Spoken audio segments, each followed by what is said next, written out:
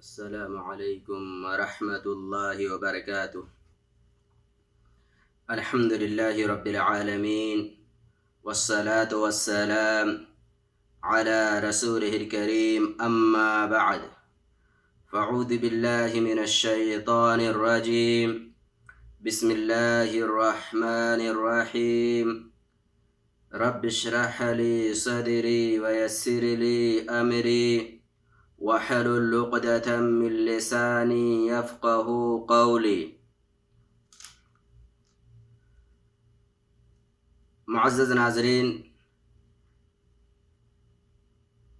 درس قرآن کے اس پروگرام میں آپ کا استقبال ہے۔ آپ کا بھائی آفاق احمد سنابلی۔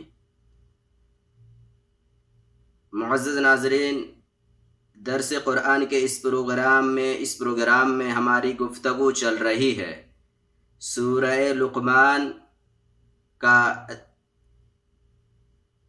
ترجمہ اور اسی طریقے سے اس کا معنی و مفہوم اور اس کے اندر موجود احکامات و تعلیمات۔ سورہ لقمان کی آیت نمبر 1، 2، 3 یعنی 3 آیتوں پر پچھلے پروگرام میں ہماری آپ سے گفتگو ہو چکی ہے۔ آج سورہ لقمان کی آیت نمبر 4 اور 5 پر ہماری انشاءاللہ گفتگو ہوگی۔ سورہ لقمان کی آیت نمبر 4 اور 5 کیا ہے؟ دیکھیے، بسم اللہ الرحمن الرحیم۔ الذین یقیمون الصلاة ویؤتون الزکاة وهم بالآخرة هم یوقنون اولئک علی ھدی من ربهم واولئک هم المفلحون۔ سورہ لقمان آیت نمبر 4 اور 5۔ سب سے پہلے ان دونوں آیتوں کا ترجمہ ہم دیکھتے ہیں۔ اللہ رب العالمین ارشاد فرماتا ہے، الذین یقیمون الصلاة، جو لوگ نماز قائم کرتے ہیں، صلاۃ قائم کرتے ہیں، وَيُؤْتُونَ الزَّكَاةَ، اور اسی طریقے سے زکوٰۃ ادا کرتے ہیں، زکوٰۃ کا مال اس کے مستحقین تک پہنچاتے ہیں، وَهُمْ بِالْآخِرَةِ هُمْ يُوقِنُونَ، اور اسی طریقے سے وہ لوگ یوم آخرت پر یقین رکھتے ہیں، ایمان رکھتے ہیں۔ اولئک علی ھدی من ربہم، یہی لوگ اپنے رب کی جانب سے ہدایت پر ہیں، راہ ہدایت پر گامزن ہیں۔ وَأُولَئِکَ هُمُ الْمُفْلِحُونَ، اور اسی طریقے سے یہی لوگ نجات پانے والے ہیں۔ معزز سامعین، سورہ لقمان کی آیت نمبر 3 میں ایک لفظ آیا تھا، اور وہ لفظ اس آیت کا آخری لفظ تھا، وہ تھا للمحسنین۔ وہاں پر میں نے اس کی تشریح کی تھی کہ محسنین ان لوگوں کو کہا جاتا ہے جو لوگ اللہ رب العالمین کی اطاعت کرتے ہیں، رسول اللہ صلی اللہ علیہ وسلم کی اطاعت کرتے ہیں، اور اسی طریقے سے حرام کاموں سے اپنے آپ کو روکتے ہیں۔ تو ایسے لوگوں کو قرآن کریم نے محسنین کے لفظ سے تعبیر کیا ہے۔ دیکھیے، اسی کی وضاحت جو ہے آیت نمبر 4 اسی کی تشریح کر رہی ہے کہ وہ محسنین کون لوگ ہیں، ان کے اوصاف کیا ہیں، ان کی پہچان کیا ہے، اسی کی وضاحت آیت نمبر 4 کر رہی ہے۔ یعنی وہ لوگ محسنین ہیں جو لوگ نماز ادا کرتے ہیں، نماز کی پابندی کرتے ہیں، اور اسی طریقے سے زکوٰۃ بھی ادا کرتے ہیں، اور اسی طریقے سے وہ لوگ یوم آخرت پر ایمان اور یقین بھی رکھتے ہیں۔ تو گویا کہ ان لوگوں کی جن لوگوں کو قرآن کریم نے لفظ محسنین سے تعبیر کیا ہے اور ان کے لیے خصوصی انعامات کا ذکر کیا ہے، ان کی اوصاف 3 یہاں پر ذکر کیے گئے ہیں۔ نمبر 1، وہ لوگ نماز قائم کرتے ہیں اور اسی طریقے سے زکوٰۃ دیتے ہیں اور یوم آخرت پر ایمان اور یقین رکھتے ہیں۔ معزز ناظرین، یہ زکوٰۃ کیا ہے، نماز کیا ہے، اور اسی طریقے سے ان کی اہمیت شریعت اسلام کے اندر کیا ہے، یہ سب الگ الگ موضوعات ہیں۔ اسی طریقے سے ایمان بالیوم الآخر کیا ہے، یہ سب کے سب الگ الگ موضوعات ہیں، اور یہ کہ ان کے احکامات بھی کیا ہیں۔ ان تمام پر انشاءاللہ جب میں ارکان اسلام پر گفتگو کروں گا تو انشاءاللہ میں ان تمام چیزوں پر الگ الگ تفصیلی طور پر آپ سے گفتگو کروں گا کہ نماز کیا ہے، اس کی اہمیت کیا ہے، اور اسی طریقے سے اس کا معنی و مفہوم کیا ہے۔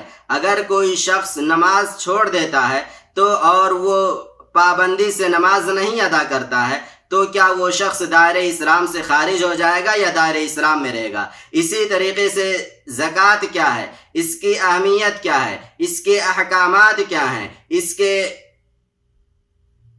فوائد کیا ہیں، اور اسی طریقے سے ایمان بالیوم الآخر کیا ہے، یہ ان سب پر انشاءاللہ جب ارکان اسلام اور ارکان ایمان پر ہماری گفتگو ہوگی تو وہاں پر انشاءاللہ میں ان سب پر تفصیلی طور پر گفتگو کرنے کی کوشش کروں گا۔ معزز ناظرین، اسی طریقے سے اس آیت کے اندر ایک لفظ اور آیا ہے، اور وہ ہے ایمان بالیوم الآخر، یعنی وہ لوگ نماز قائم کرنے کے ساتھ زکوٰۃ تو دیتے ہیں، لیکن زکوٰۃ دینے کے ساتھ ساتھ یہ لوگ ایمان بالیوم الآخر یعنی آخرت کے دن پر ایمان اور یقین بھی رکھتے ہیں۔ عمومی طور پر پیارے سامعین، ایمان بالیوم الآخر یعنی آخرت کے دن پر ایمان کا معنی ہمارے مابین جو رائج ہے وہ یہ ہے کہ ایمان بالیوم الآخر کا مطلب ہوتا ہے قیامت کے دن پر ایمان لانا، یقین رکھنا۔ صرف قیامت کے دن پر کہ ایک دن ایسا آنے والا ہے جب یہ دنیا ختم ہو جائے گی اور اس کے بعد قیامت قائم ہو جائے گی۔ حقیقت یہ ہے اس کے اندر تھوڑی سی تفصیل ہے، اور صرف قیامت کے دن پر ایمان لانا اس کے اندر داخل نہیں ہے۔ دیکھیے، علامہ ابن تیمیہ رحمۃ اللہ علیہ اپنے عقیدے کی مشہور کتاب العقیدہ الواسطیہ کے اندر لکھتے ہیں، وَقَدْ دَخَلَ فِي الْإِيمَانِ بِالْيَوْمِ الْآخِرِ الْإِيمَانُ بِكُلِّ مَا أَخْبَرَ بِهِ النَّبِيُّ صلی اللہ علیہ وسلم مما يكون بعد الموت فيشمل فتنة القبر وعذاب القبر ونعيم القبر والصراط والحساب والميزان والكتب التي تنشر يوم القيامة۔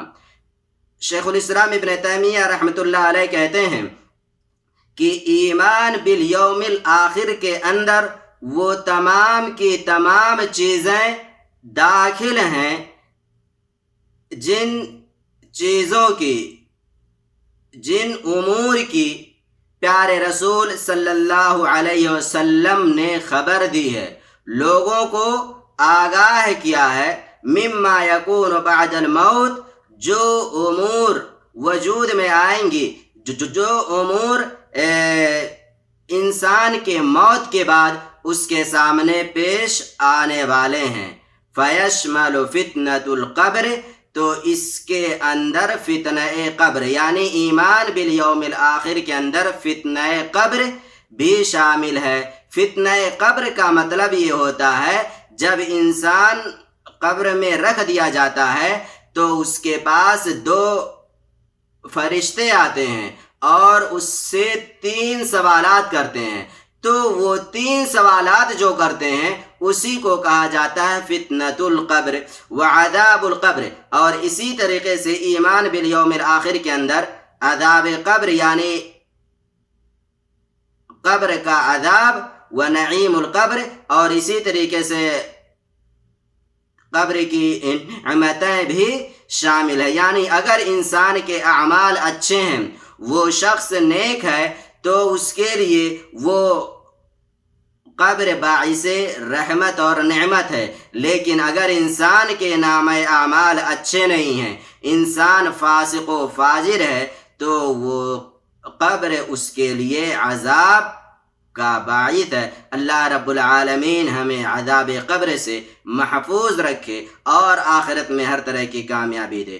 والصراط، اور اسی طریقے سے پورے صراط پر بھی ایمان رکھنا ہے. والحساب، اور یہ کہ آخرت میں ہمارا حساب و کتاب ہوگا. والمیزان، اور اسی طریقے سے ہمارے نام اعمال بھی وزن کیے جائیں گے. تو یہ تمام کی تمام چیزیں ایمان بالیوم الآخر کے اندر داخل اور شامل ہیں، اور ان تمام چیزوں پر ہمیں ایمان لانا واجب اور فرض ہے.